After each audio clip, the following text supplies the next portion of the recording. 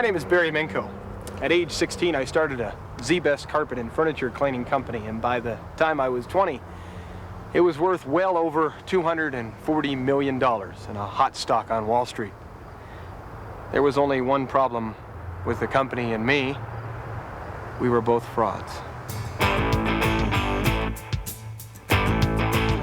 They say your conduct may be fraudulent, and they need a closer look.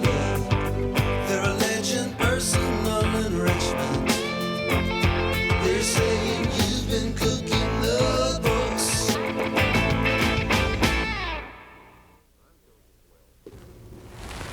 I'm Joseph Wells, chairman of the National Association of Certified Fraud Examiners. Barry Minko committed one of the largest financial frauds of the 20th century. This video will cover three famous financial frauds: Z-Best, Regina Vacuum Cleaner Company, and ESM Government Securities. These schemes, featuring the actual people involved, all had one thing in common. They were devised to make business look better than it was. Although there are many variations, 8 basic methods are used to cook the books. 4 of these schemes involve overstating revenues. They are premature revenue recognition, improper treatment of sales, revenue substance versus form, and percentage of completion accounting. The remaining schemes are deferral of costs and expenses, improper asset valuations, related party transactions, and inadequate disclosures.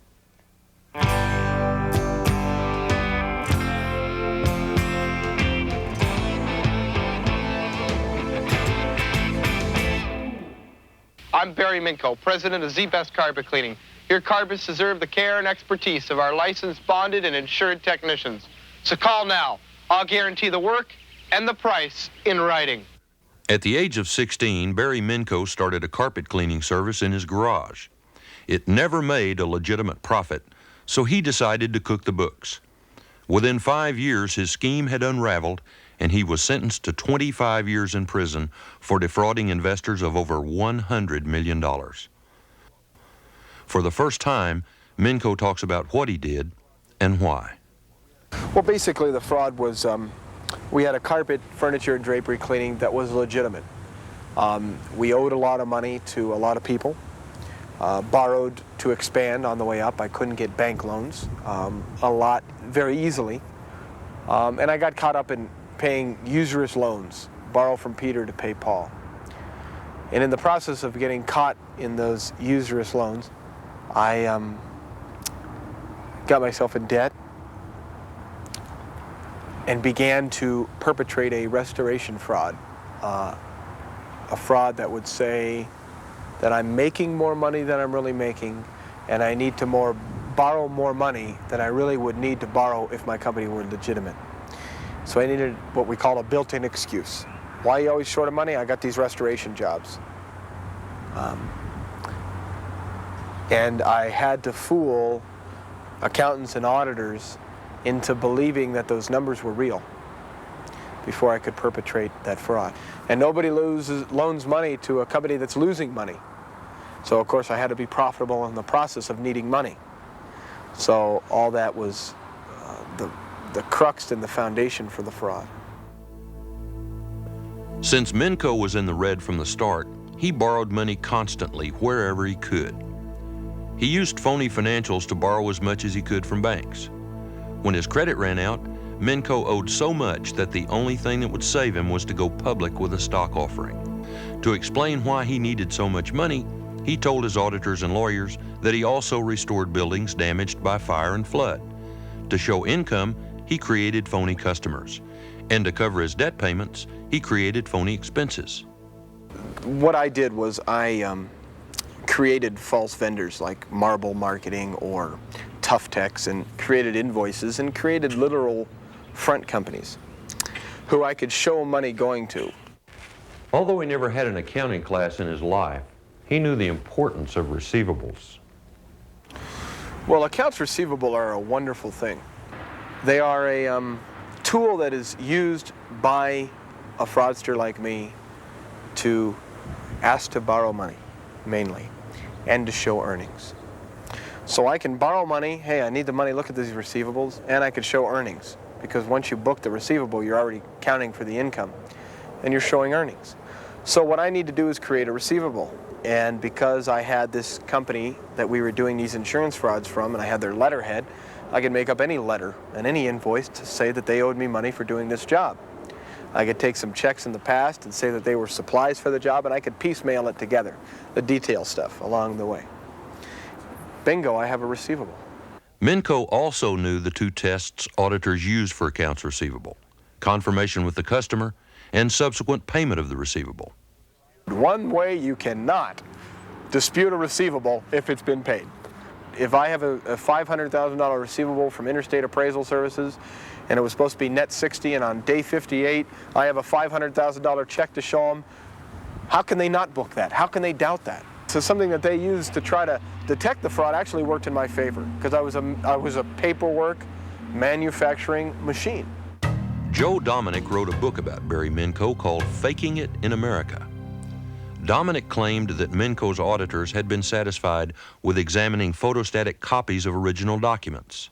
Once Minco realized that, committing fraud seemed very simple. All he needed to succeed was the help of his two lieutenants, Tom Paget and Mark Moores. Mark Moores was a master of the copy machine. He could play the copy machine like Horowitz played the piano, and he could essentially cut up anything and make anything. Go to the library, find the model, and make that. And through a series of copying and Xeroxing, he could make any document you wanted, essentially. And as long as it could be a copy, he could produce it. If you wanted an original, then there was a problem. You take the checkbook of the phony setup company, Interstate Appraisal Services. So you take a check, you got an invoice 7727, $300,000, net 60. You got a check that says 7727, job well done, check's there. Here's the check, and I tie in a $300,000 deposit off the bank statement that was deposited on the same date that check dates. There's the deposit. Really, the deposit was to do a kite. But it tied together so nicely, what do they know? What the auditors didn't know was that Minco's restoration business, which comprised over 80% of his earnings, was completely phony. So to avoid detection, Minco steered his auditors and lawyers to the legitimate part of his business. You know, the restoration business was maybe 80% of the income that I earned, allegedly. But 80% of the due diligence that I tried to get the auditors and the lawyers to look at was the carpet cleaning end of the business, which was legitimate. W. Michael Kramer is a lawyer and a certified fraud examiner. Here he comments on the common law definition of fraud. Well, fraud comes in a huge variety, but the generic definition of fraud is an intentional or deliberate misrepresentation or false statement which is designed to gain an unfair advantage over another. And the key word in that definition is intentional. There is no such thing as a negligent fraud. It has to be some intentional scheme which is set in place, which is designed to deceive another. But I think the final touch was, well, the kids on Wall Street, if there was something wrong, somebody would have found it by now. And they see a media figure, they see a Ferrari in the house, and the guy's got to have money. Well, the Ferrari's leased and the house is mortgaged to the hilt, but what do they know? What the auditors didn't know was that Minco would use any trick in the book to influence them. I'm going to be nice to those auditors. I had them over for dinner. I went over their houses for dinner. I wanted their wives to know me. So if they had to go against me, they had to hear their wife say, I think he's such a nice boy. I wanted to make sure if they were going to go against me, they were going to go against their own wives. W. Steve Albrecht is president of the National Association of Certified Fraud Examiners. Barry Minco himself, and I think probably all perpetrators, worked very diligently to break down independence. Now, the auditor probably doesn't understand that that's going on, doesn't understand that it's intentional, but maintaining absolute independence, both in fact and in appearance, is extremely important. Public accounting is a competitive business. Barry Minco knew that and used it to his advantage. And so they're in competition with one another, and their competition is what you leverage. I can't remember how many times, Larry, I just know Coopers and Lybrand would love this account. You know, does he want to go back to his clients and the manager and everybody and say that they lost the Z-Best account because they wanted to be petty, because they set the ground rules and we abided by them? Do they want to lose the Z-Best account? No, they don't want to lose the Z-Best account, and I leverage that to the hilt too. So you got to remember something. Yes, you want to get to know your client, but you want to maintain your objectivity, and I believe the auditor's responsibility is to give up the $100,000 a year fee to prevent the $16 million fraud. Ever the masterful manipulator, Minco knew how to make the auditors feel important. Give me your business advice. That's one way to get them. Oh boy, this guy wants my business advice. This is big time, you know, whatever he is, wants my advice. Boy, that makes me feel good. Manipulation. Take a look at this contract and tell me what you think. Tell me how we can make more money off of this account. Take a look at my Lancaster store. Here's the numbers. What am I doing wrong there? Bringing myself down, asking them a business advice question, and getting their focus totally off of what I don't want them to be on. You want to check how many chemicals we have? We have, $300,000 worth of chemicals. Take a look at our chemical company. We manufacture and private label our own chemicals. What, you're going to tell me this is a fraud? Indeed, it was a fraud. Minco says the key to uncovering his schemes was to understand what he was doing at his banks. I had burned, literally, probably 6 banks at the time the auditors wanted to do business with me. The banks failed to give them the necessary information they needed to determine what kind of person I was, to my advantage. Minco also knew how to confirm banking relationships. If they're going to mail a confirmation to the bank, fine. We don't care what it says our balance is, our average balance is, and how much we owe. That wasn't where the fraud was happening. The fraud was happening with 3 banks, kiting checks back and forth, inflating a false balance. The loan payment, heck, if you make a loan payment, what's the problem there? And there's just no accountability. It's the auditors are being cheated, I believe, by the banks not getting enough information from them. Not only did Minco know how to hide his banking problems, he also knew how to redirect the auditors when they wanted to call some of the non-existent customers for his phony restoration jobs. Oh, if I had one guy check one job or call one of my companies, did I raise a stink about it? Look, you guys already did this once. You're just grinding me. I was the customer who was saying you're going to hurt my business. Then the auditors say, my gosh, I could get a lawsuit for destroying this guy's business. And then they're caught. Joe Dominic takes a more sinister view of why Minco's fraud wasn't detected. But nobody, I think, was looking too hard. Nobody suspected to find anything, but nobody wanted to look too hard because everybody was making money. The lawyers were making a lot of money. The accountants were making a lot of money. The underwriters were going to make a lot of money. So nobody wanted to look too hard. An additional aspect of it that made it succeed was that it was so audacious. I'll never forget Tom Paget telling me this, that for something this audacious, this big and audacious to happen, we would have had to do what we did. And nobody believed that somebody would do that, would go to the lengths that they went to. If they doubted the financial wherewithal of Z-Best, well, I pointed them to the stock price. And although the auditors are not supposed to look at that, you can't help but ignore a stock that goes from 5 cents to $18. Hey, these are Wall Street analysts. They know due diligence. They know numbers. Don't you think that they would have found something out if there was something to be found out? And by having all these people, the media, the lawyers, Wall Street, the financial analysts, the stockbrokers, all hyped about Z-Best, I basically boxed the accounting firm in a corner. Oh, and said, you're not going to be the only rotten apple, are you? What do you need to satisfy yourself, and I'll satisfy you to fill your file. What is truly amazing is how it got as far as it did, not that it came apart. Because when you're selling nothing for so long, and when you're dealing with professionals whose business it is to ferret out, to verify these things, it was amazing. Number one thing that we had to do as a fraud team was consistency. A lot of what the upper management in my case, was involved in the fraud and only the upper management. We were very careful not to tell anybody else, so that they're built-in innocent, you know? When they're talking to the auditors, they're not putting on an act. So the less people that had to put on the act, the better, and the people that are putting on the act better have the story straight. Dominic says the auditors could have done much more to uncover the phony restoration business. Well, for example, let me just read you something here.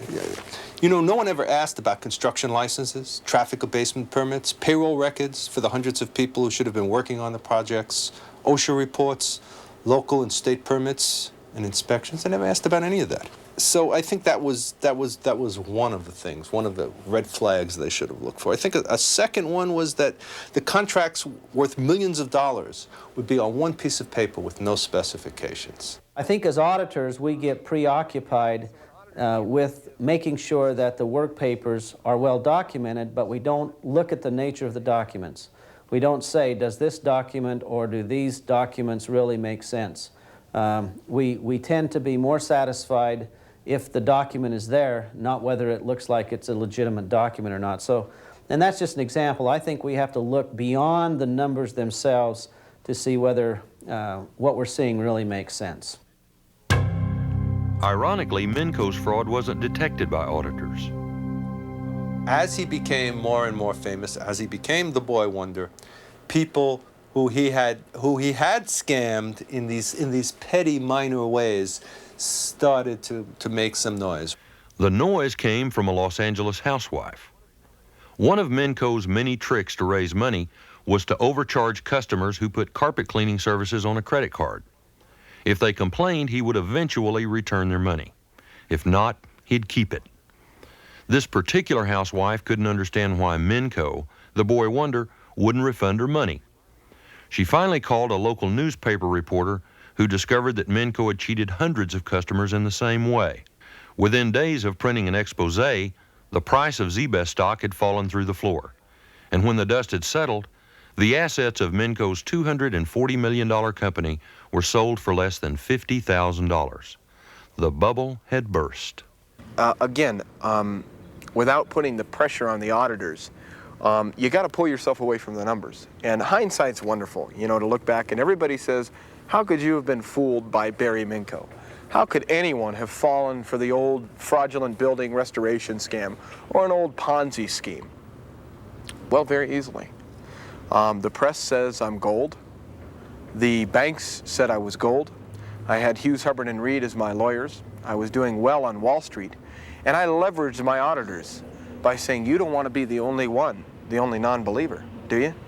The external auditor's responsibility to detect fraud is defined by the American Institute of Certified Public Accountants Statement on Auditing Standards number 99.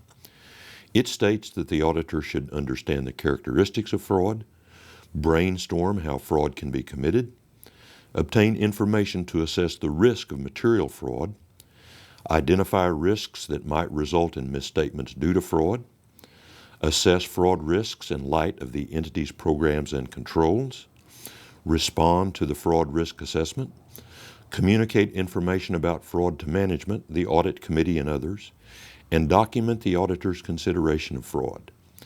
Barry Minco comments on some of the characteristics that he feels will help the auditor assess those risks. It's highly leveraged. A lot of leases and not a lot of owned assets. I believe a company that makes $1 million a year, well, where's the money going to?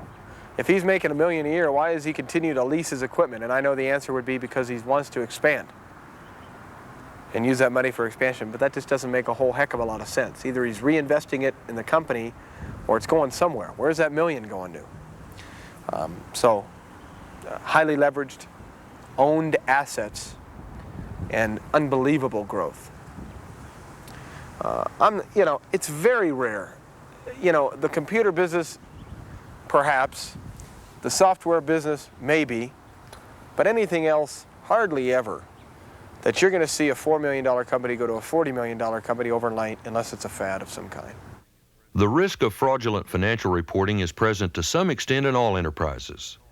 Assessing this risk involves two steps: analyzing the company's internal and external environment and assessing how these environments affect the risk of fraudulent financial reporting. We have to look at what it is that motivates the officers of this particular company. In Barry Minko's case, he was totally motivated by making ZBest appear successful, appear to be generating cash, so that his stock price would go up. Some of the risks that affect the internal environment include internal controls, the accounting system, management's attitude toward fraud, the administration and operations, and whether the business is dominated by just a few individuals. Watch that guy with the big ego. Watch that guy who loves to be on the screen, because that's the guy who will do anything to keep his name in the paper and print. Watch the guy whose stock's going crazy and very high profile, because that's the guy that will lie on a 10Q rather than suffer his stock going lower because his earnings were down. Watch that guy. Watch that guy that has no respect for anyone but himself. The auditor should consider the company's liquidity, profitability, its ability to borrow money, and the quality of its receivables. I believe one thing. A fraudulent situation is always in need for money. And yes, I know that entrepreneurs are growing businesses out there, and they're also in need of money. But there's one difference. The fraudulent man has to have that money because he owes someone else or is holding something together. And he has to expand and he has to grow because that expansion and growth are excuses for the need of his money. The entrepreneur, on the other hand, will have a business sense to be able to say, maybe growth is not what I need right now because the finances are not available. The banks aren't looking at me. I need some more track record. Because his business is real, he can wait a year. If somebody said, wait a year to me, I would have been under. SAS 99 states that the auditor should also consider any recent changes in operations or products, new production techniques, a business with a few major customers, industry trends, assets or inventory with valuation problems, and large or unusual adjustments near year-end.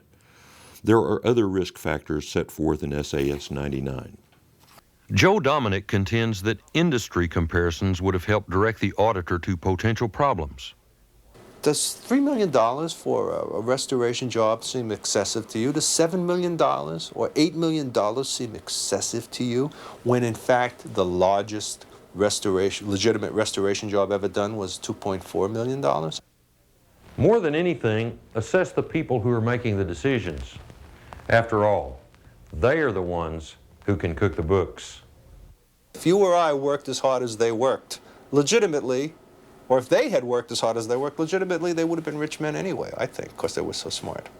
One of the best ways to uncover fraud in financial statements is to analyze the past trends of a company's performance. Dr. Steve Albrecht comments. But the balance sheet and the income statement, we have to convert to change statements. And there's two ways to do that. We can either do that by taking ratios. We can look at the changes in the raw numbers, but that's not very helpful. So we either have to convert them to ratios, or we have to do something called horizontal and vertical analysis, where we look at percentage changes. And if you do that in companies like ZBest, in companies like Regina, in companies like ESM, things just fall out that don't look normal. The changes just are unbelievable. Historical trends can help uncover possible fraud. Let's examine the ZBest financials. Look at its tremendous, if not unbelievable, growth. In 1 year, sales grew by 290%. In 15 months, total assets were up over 4,000%. Fixed assets compared to total assets dropped. In 1985, there were no accounts receivable. 15 months later, that figure was almost 2.5 million. Of course, as it turned out, most of these receivables were fake. While assets and sales were going up, general expenses dropped. These figures don't prove fraud, but they certainly give the auditor reason to look further. Is ZBest an aberration? Not according to Barry. You know probably how many Barry Minkos there are out there right now? A lot. They say you're